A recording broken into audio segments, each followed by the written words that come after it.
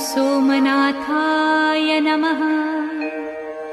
ॐ मल्लिकार्जुनाय नमः। ॐ महाकालेश्वराय नमः। ॐ ओंकारेश्वराय नमः।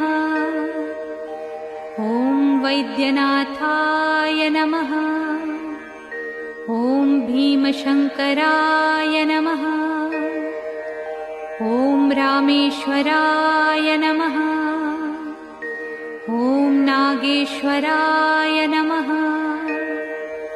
ॐ विश्वेश्वराय नमः। ॐ त्र्यंबकेश्वराय नमः। ॐ केदारेश्वराय नमः। ॐ भुस्मेश्वराय नमः।